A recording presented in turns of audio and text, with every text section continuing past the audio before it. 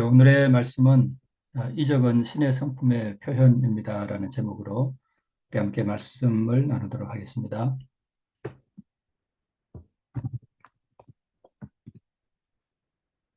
사도행전 3장을 보면 베드로와 요한이 성전 밀문에 앉아서 구걸하던 한 사람을 어, 일으키는 이적을 향하는 장면이 기록되어 있습니다. 이 사람은 37살쯤 되었을 때 나사렛 예수의 소문을 듣게 됩니다. 모든 병자들을 낫게 하고 심지어는 죽은 사람도 살린다는 큰 선지자가 왔다는 참으로 소망이 부풀게 하는 그러한 소문을 듣게 됩니다. 그래서 이 사람은 오랫동안 예수님을 만나고자 했습니다. 그런데 이 사람은 예루살렘에서 멀리 떨어진 곳에 사는 사람이었기 때문에 예수님을 만나는 것이 그렇게 쉽게 되지는 않았습니다. 더군다나 이 사람은 안전뱅이였습니다. 나면서부터 안전뱅이였기 때문에 누군가의 도움에 의지하지 않으면 결코 예수님께로 갈 수 없는 그런 절망적인 사람이었지요. 스스로 움직일 수 없는 사람이었고요. 근데 성경은 참 역설적으로 우리에게 귀한 교훈을 가르쳐 주는데 스스로 움직일 수 없는 이 상태는 구원에 대한 간절한 열망을 일으키는 데 합력하는 아주 귀한 도구가 됩니다. 스스로 움직일 수 없는 사람들이 구원을 얻습니다. 베데스다의 중풍병자도 그랬고요.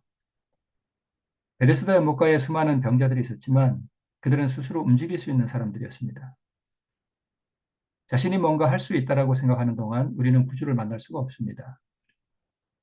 스스로 아무것도 할 수 없고 스스로 의를 이룰 수 없고 또 스스로 우리 주님 앞에 나가 어떤 구원을 이룰 수 없다는 그런 상태에 대한 인식이 예수님의 주시는 구원을 얻을 수 있는 참으로 귀한 도구가 된다는 사실을 성경을 통해서 우리는 알 수가 있습니다. 스스로는 의를 이룰 수 없다는 인식을 하는 것, 이것은 오직 그리스도의 의를 갈망하고 사모하게 합니다.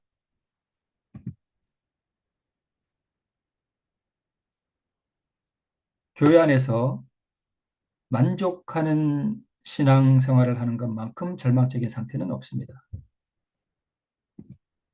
어, 예를 들어서 자녀들이 성장하고 안정적인 직장을 가지고 교회를 다니며 교회의 한 일원으로서 의무에 잘 충실하는 그런 상황. 이제 재산도 어느 정도 되어 있고 그래서 살아가는데 걱정이 없고 또 자신도 교회에 잘 충실하게 생활하고 있고 그래서 더 이상 바랄 것도 없고 안락하며 만족하는 신앙. 그래서 교회를 다녀도 더 이상 뭔가 하나님 앞에 갈망하는 것이 없고 바라는 것도 없는 이런 만족하는 신앙 상태만큼 절망적인 상태는 없습니다. 신앙이라고 하는 것은 자신의 부족을 느끼고 끊임없이 하나님을 향하여 갈망하고 하나님을 그 자체를 갈망하는 그 신앙이 없는 상태, 이것만큼 절망적인 상태는 없습니다. 이것이 가장 위험한 상태입니다. 어, 이 성전 미문에 앉아 있는 이 안진뱅이는 자신의 상태가 너무 절망적이었기 때문에 오히려 그것이 그로 하여금 예수님을 만나고자 하는 갈망을 불러일으켰다는 사실, 사실 이것이 구원에 대한 첫 걸음입니다. 갈망은 있으나 예수께로 갈 방법이 없습니다. 그래서 그는 오랫동안 갈망하다가 친구들에게 나를 좀 예수께 데려다 달라고 하는 부탁을 하게 됩니다. 안전뱅이의 절망과 그의 갈망을 아는 친구들이 그를 예루살렘에 데려다 줍니다. 그가 드디어 예루살렘에 왔을 때 너무나 놀랍고 충격적인 소식을 듣게 되었는데 그것은 나사렛 예수가 얼마 전에 처형을 당해 죽었다는 사실이었고 지금은 그 예수가 예루살렘에 없다는 것이었습니다. 약 3년 동안 그는 예수님을 그렇게 만나고자 갈망했지만 정작 예수님을 만나러 예루살렘에 왔을 때 예수님은 없었습니다. 그의 일생의 소망의 구원자는 사라지고 이제 삶의 방향과 목적을 잃어버리게 되었습니다. 친구들의 동정과 도움으로 이제 그는 고향으로 돌아갈 수도 없고, 그래서 그의 형편을 아는 친구들이 날마다 그를 성전 미문에 데려다 주었고, 그는 성전 미문에서 성전에 드나드는 사람들에게 구걸을 하며 살아갔습니다.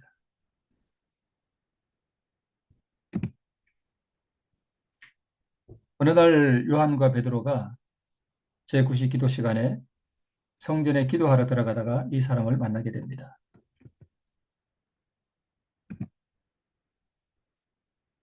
이 사람이 베드로와 요한에게 구걸을 하자 베드로가 이 사람에게 이렇게 말합니다. 베드로가 가로되 은과 금은 내게 없거니와 내게 있는 것으로 내게 주노니 곧 나사렛 예수 그리스도의 이름으로 걸으라, 이렇게 말을 합니다. 그리고 손을 내밀어 그 사람의 손을 잡고 일으키니 그가 발과 발목에 힘을 얻고 일어나게 되었다는 것을 성경이 기록하고 있습니다. 안전뱅이가 우리에게 말하는 것은 자신의 부족을 느끼고 정말 구원자를 갈망하는가라는 것을 우리에게 말하고 있고요. 우리에게 의를 사모하는 마음이 있는가 하는 것을 우리에게 말해 주고 있습니다. 안전뱅이가 예수님을 만나고자 했던 것은 우리에게 적용해 보면 우리 안에 있는 자신의 부족을 인식하고 예수 그리스도의 의를 사모하고 그것을 구하고 그것을 얻고자 하고 예수라고 하는 그 한 분의 인격을 더욱 깊이 알고자 하는 그런 갈망이 있는가라는 것을 우리에게 말해주고 있습니다. 예수님의 인격, 그분의 성품, 그 자체를 향한 갈망을 우리가 가지고 있는가? 예수님이 가지셨던 그분의 갈망, 그 자체를 구하고 있는가? 우리가 정말 마음을 낮추고 의의 길을 찾고 그것이 무엇인지 알기 위하여 그것을 구하고 있는가라는 것을 우리에게 말해주고 있습니다. 이 안전뱅이는 소망이 사라졌으나 하나님께서 그를 버려두지 않으셨습니다. 하나님을 만나고자 하는 갈망을 가지고 있을 때, 또 그 갈망을 우리가 구하고 하나님께서 그 갈망을 우리 심령에 넣어주실 때, 그래서 그 갈망을 가지고 우리가 예수라고 하는 그 한 분의 인격을 향하여 우리가 찾고 나아갈 때, 때로 우리가 어려움과 난관을 당할지라도 하나님께서 그런 사람을 버려두지 아니하시고 결국 그의 소망을 이루어 주신다는 사실을 우리는 이 안전뱅이의 경험을 통해서 깨닫게 됩니다. 그리고 이제 베드로가 우리에게 말해주는 것은, 사실 베드로가 이 안전뱅이를 만났을 때 한 그의 말은 상당히 깊은 의미를 우리에게 주고 있습니다. 베드로가 가로되 은과 금은 내게 없거니와 내게 있는 것으로 내게 준다라고 말했습니다. 베드로는 이 안전뱅이에게 줄 무언가를 가지고 있었다는 것입니다. 그것이 무엇이냐? 곧 나사렛 예수 그리스도의 이름이었습니다. 베드로가 이 안진뱅에게 준 것은 나사렛 예수 그리스도라는 그 이름이었습니다. 예수님께서 탄생하실 때에 그 이름을 예수라 하라라고 말합니다. 이는 저희 백성을 주에서 구원할 자임이라는 뜻이 거기에 있습니다.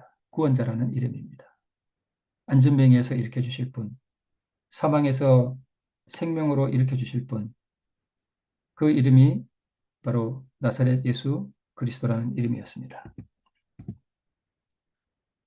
내게 있는 것, 그것이 무엇이냐? 곧 나사렛 예수 그리스도의 이름이었습니다. 이름이 무엇을 의미하는가? 출애굽기 34장을 보면 베드로가 하나님의 영광을 보여달라고 그랬을 때 하나님께서 하신 말씀이 이것입니다. 여호와께서 구름 가운데 강림하사 그와 함께 거기 서서 여호와의 이름을 반포하실세 여호와께서 그의 앞으로 지나시며 반포하시되 여호와로라 여호와로라 자비롭고 은혜롭고 노하기를 더디하고 인자와 진실이 많은 하나님이라 말씀하십니다. 자신을 이렇게 표현하셨습니다. 여호와라는 그 이름, 그 자체는 그분의 성품을 말하는 것으로서 하나님의 무한한 자비하심, 죄인에게 베푸시는 하나님의 영원한 은혜, 빗나가는 죄인을 향하여 노하기를 더디하고 인내하시며 인자하심과 진실하심이 많은 하나님에 대한 그 표현이 바로 여호와라는 그 이름 안에 들어 있습니다. 하나님의 이름은 곧 그분의 성품을 의미합니다. 시편 103편에 말하기를 여호와는 자비로우시며 은혜로우시며 노하기를 더디하시며 인자하심이 풍부하시도다. 항상 경책지 아니하시며 노를 영원히 품지 아니하시려로다. 우리의 죄를 따라 처치하지 아니하시며 우리의 죄악을 따라 갚지 아니하셨으니 이는 하늘이 땅에서 높음 같이 그를 경외하는 자에게 그 인자하심이 크심이로다. 동이 서에서 먼 것 같이 우리 죄가를 우리에게서 멀리 옮기셨으며 아비가 자식을 불쌍히 여김같이 여호와께서 자기를 경외하는 자를 불쌍히 여기시나니 이는 저가 우리의 체질을 아시며 우리가 진토임을 기억하심이로다. 하나님께서는 우리가 어떠한 상태인지를 아십니다. 우리의 체질이 흙으로 이루어져 있고 우리가 죄로 말미암아 사단에게 포로된 상태, 또 사망으로 운명 지어진 인생들임을 기억하시고 하나님께서 끊임없이 우리에게 은혜 베푸시는 분임을 나타내고 있습니다.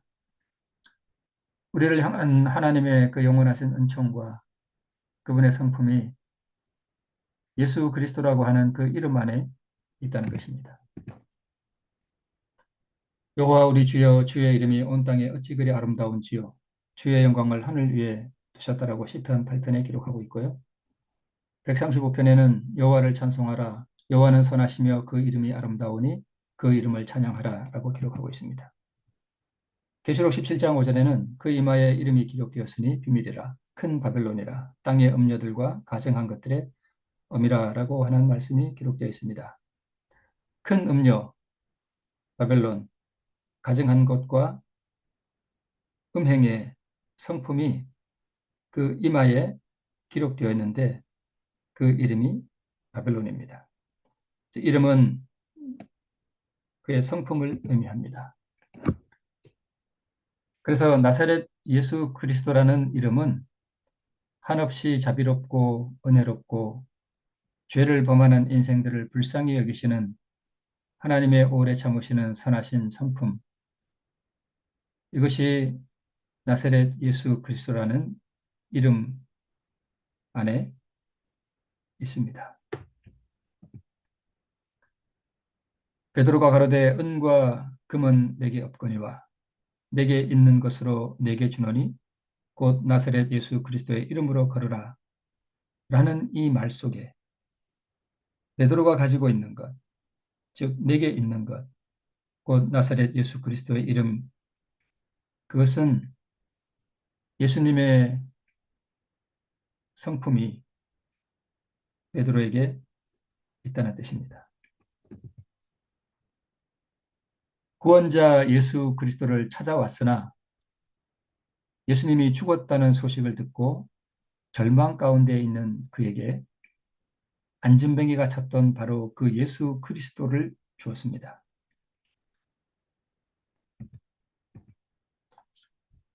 베드로의 마음속에 있는 예수 그리스도라는 그분의 이름은 자신을 그토록 보고 싶어 했던 이 안진뱅이를 향한 예수 그리스도의 무한한 사랑과 자비의 마음이었습니다. 베드로는 이 안진뱅이에게 예수님 안에 있는 그 믿음과 예수님 안에 있는 그 사랑을 주었던 것입니다. 안진뱅이를 불쌍히 여기시는 예수 그리스도의 심장과 같이 뛰는 사도 베드로의 심장, 그것이 바로 나사렛 예수 그리스도의 이름이었습니다. 그런데 이 나사렛 예수 그리스도라는 이름은 사실 베드로가 이 얼마 전에 부인했던 이름이었습니다. 심지어는 저주까지 했던 이름이었습니다. 베드로가 저주하며 맹세하되 나는 너희의 말하는 이 사람을 알지 못하노라 라고 마가복음 14장 71절에 기록하고 있습니다. 너도 예수와 함께 있었도다. 너도 예수의 제자로다 라는 이 말을 베드로가 부인했습니다. 얼마 전에 부인했던 이름, 나사렛 예수 그리스도라는 이름, 저주까지 하고 맹세까지 하며 부인했던 이름, 바로 나사렛 예수 그리스도라는 이름이었습니다. 그런데 이제 십자가 사건 이후에 갈릴리 바다에서 다시 예수 그리스도를 만났을 때 예수님은 밤새 고기잡이 하던 이 제자들을 위하여 음식을 준비하고 계셨습니다. 이제 베드로에게 주님께서 하신 질문을 우리가 잘 아는 것처럼 그것은 네가 나를 사랑하느냐라는 질문이었습니다. 타락한 인간은 본시 의의가 없습니다. 즉 이웃을 사랑하고 하나님을 사랑하는 마음이 전혀 없습니다. 그렇다면 이 질문은 무엇을 의미하는가? 그것은 베드로야, 너의 마음에 나의 의의가 있느냐라는 질문과 같습니다.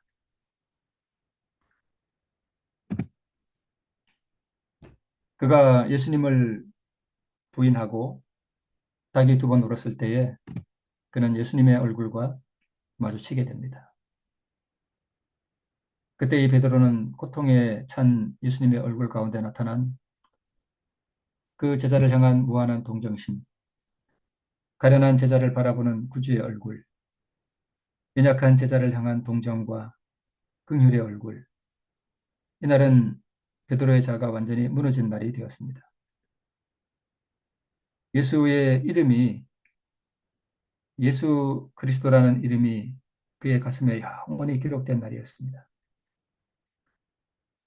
그 긍휼의 얼굴을 보았을 때 자신이 부인했던 그 이름이 그의 가슴에 예수 그리스도의 의라는 그 무한한 사랑이라는 이름으로 영원히 새겨져 버렸습니다. 사실 그날 베드로는 나사렛 예수 그리스도라는 이 이름, 그분의 얼굴에 나타난 그 무한한 사랑과 동정을 나누어 받는 자가 되었습니다. 예수 그리스도의 이름이 곧 그분의 성품이며 이 성품은 그리스도의 의로서 하나님의 본성입니다. 베드로가 가진 안진뱅이를 일으키는 이 권능은 안진뱅이를 불쌍히 여기는 충만한 긍휼의 마음이었습니다. 곧 그리스도 예수의 마음이며 그분의 이름이었습니다.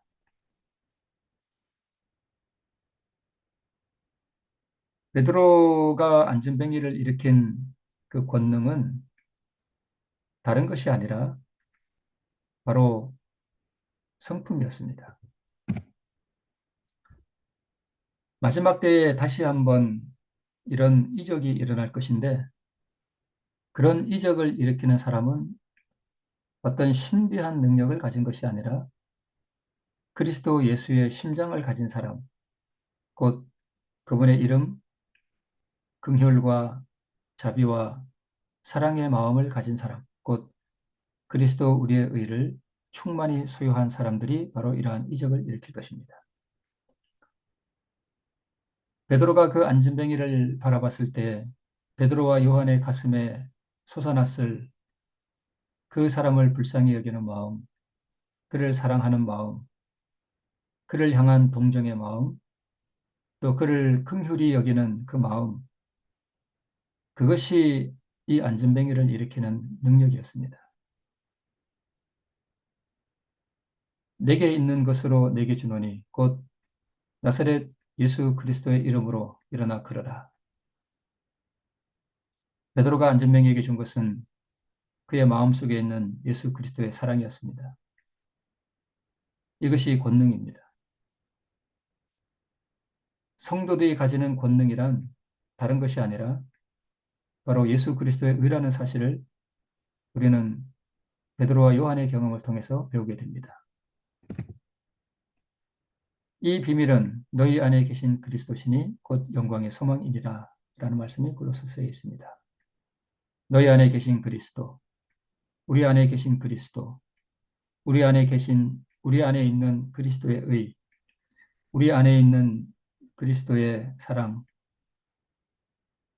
동정, 이것들이 바로 권능임을 알 수 있습니다.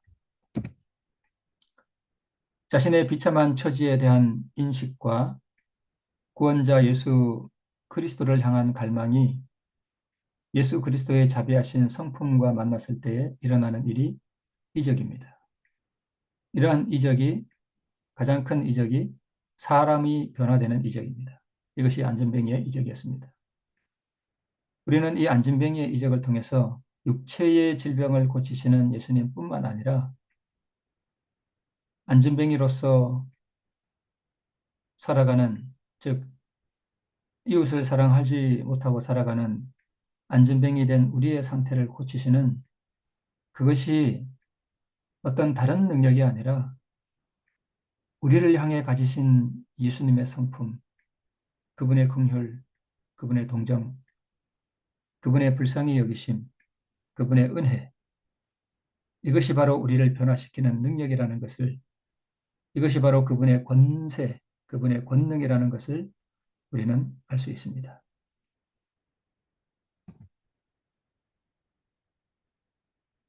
안전뱅이가, 즉 그가 베드로와 요한이 성전에 들어가려 함을 보고 구걸했다고 사도행전 3장 3절에 기록하고 있습니다.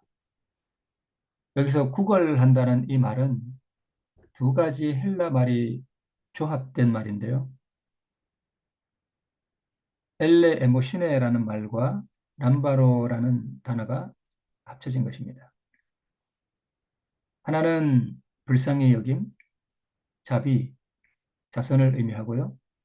하나는 취하다, 받다 또는 붙잡는 것을 의미합니다. 구걸한다는 것은 누군가가 자신을 불쌍히 여기고 자비를 베풀어 주는 것을 붙잡는 것을 말합니다. 우리는 이것을 믿음이라고 표현합니다.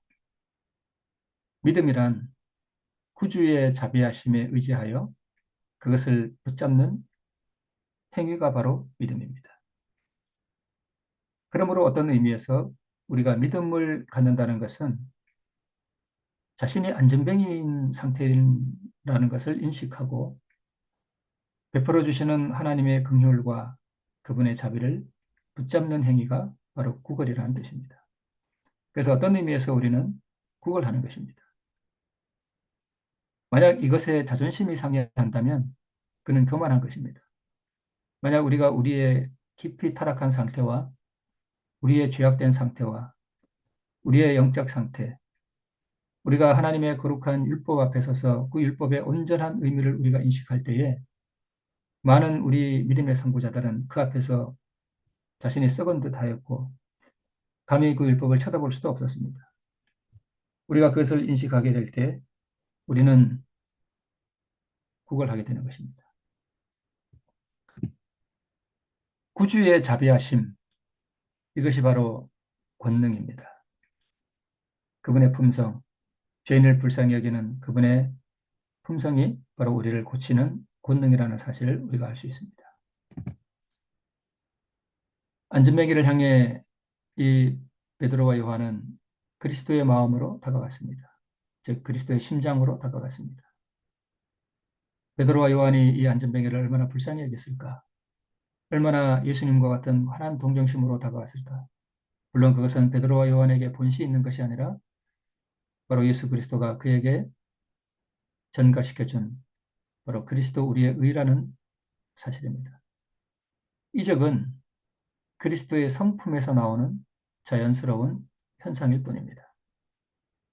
이적을 일으키는 권능은, 그 힘은, 그 능력은 다른 데 있는 것이 아니라 바로 신의 성품에서 나온다는 사실을 우리는 이해할 필요가 있겠습니다.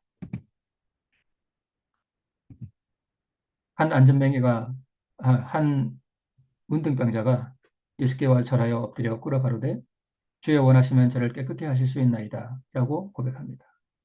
이때 예수께서 그에게 손을 대시며 가라사대 내가 원하노니 깨끗함을 받으라 하신대 즉시 그의 문둥병이 고쳐졌다라고 성경은 기록하고 있습니다.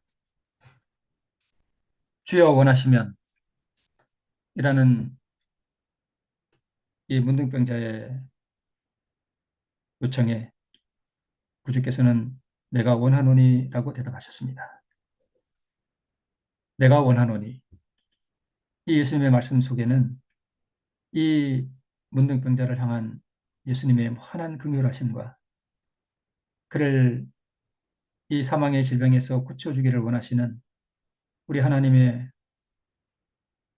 측량할 수 없는 사랑이 포함되어 있는 말씀입니다. 내가 원하노니. 우리 구주의 무한하신 그 자비한 품성, 이 품성을 예수님께서는 날마다 새벽마다 아버지께 받았습니다. 이것이 하나님의 의이고 이것이 그분의 권능이었습니다. 예수께서는 인류를 향한 이 사랑을, 이 하나님의 의를 날마다 예수님께로부터 받았는데 성경은 그것을 날마다 아버지께로부터 권능을 받았다라고 표현하고 있습니다. 예수님의 권세는, 이적을 향하는 그분의 권능은 바로 하나님의 의였고 이 의를 받아서 우리 구주께서는 그것을 자신의 행위로 나타냈습니다. 자신의 절망적인 상태를 깨닫고 구주의 자비하심에 의지하여 엎드리면 그분의 의, 곧 치유하시는 능력, 권능을 베풀어 주실 것을 믿고 이것을 행위로 나타내는 것을 바로 믿음이라고 합니다. 한 문둥병자는 이 믿음을 가지고 자신의 절망적인 상태를 깨닫고 자기가 구주께 요청하면 구주께서 자신의 병을 고쳐주실 것이라고 하는 구주의 자비하심에 의지하여 엎드렸습니다. 그리고 그분께서 치유하시는 능력을, 그 자비하심을 베풀어 주실 것을 믿었습니다. 그것을 믿었을 때 그는 만난을 무릅쓰고 그것을 행위로 나타냈습니다. 이것을 믿음이라고 합니다. 이적을 향하는 그분의 권능은 매일 아버지께 받은 하나님의 의를 사용하신 것에 지나지 않습니다. 이것이 그리스도의 품성으로 자신의 의로 만드신 바로 품성, 이것을 베드로와 요한에게 주셨던 것이고 베드로와 요한은 이 의, 이 사랑을 사용했던 것입니다. 그러므로 베드로는 내게 있는 것이라고 말할 수 있었고 바로 내게 있는 그것은 곧 나사렛 예수 그리스도라는 이름, 그분의 품성, 그분의 권능이었습니다. 예수께서는 이 의를 선물로 주셨습니다. 베드로가 받아서 이것을 사용한 것입니다. 결정적으로 그가 예수라는 그 이름을 부인했을 때, 그러나 실수하고 넘어진 이 제자를 바라보는 구주의 그 무한하신 동정심, 그분의 불쌍히 여기심에 그 얼굴을 바라봤을 때 베드로의 가슴에 영원히 새겨진 나사렛 예수 그리스도의 이름이었습니다. 그것을 베드로는 늘 간직하고 다녔습니다. 우리 안에 마귀 본성이 완전히 죽는 날, 우리도 이 권능을 받아서 사용할 것입니다. 마지막 때에 이 의를 충만히 받은 백성들이 일어나 병자를 고치고 안전병해를 일으키며 심지어 죽은 자를 살리는 권세를 행할 것입니다. 그것은 다른 권능이 아니라 바로 예수 그리스도의 의, 그분의 품성이라는 것을 우리는 알 수 있습니다. 날마다 이 의를 받는 것이 이른비고, 그래서 이 의로 날마다 우리가 의를 확대해 나가는 것, 그 마지막이 늦은 비로 나타납니다. 오늘도 구주의 아름다우신 의를 새롭게 받는 하루가 되시기를 소망하며 말씀을 드립니다. 하나님 아버지, 베드로와 요한이 안전병기를 일으킨 것은 베드로가 가진 나사렛 예수 그리스도의 이름, 곧 우리 구주의 자비하신 품성이었음을 말씀을 통해 알게 하시니 감사합니다. 우리도 날마다 이 권능을 받는 저들 되게 도와주시옵소서. 오늘 또 우리의 마음속에 있는 사단의 본성을 주님께 드리고 우리는 아무것도 아님을 고백하오니 그리고 우리에게는 오직 예수 그리스도의 의만이 모든 것임을 고백하오니 오늘도 주님의 심령을 우리에게 주셔서 우리가 그 의로 살아가는 하루가 될 수 있도록 우리를 성령으로 인도해 주시기를 우리 구주 예수님의 이름으로 기도합니다. 아멘.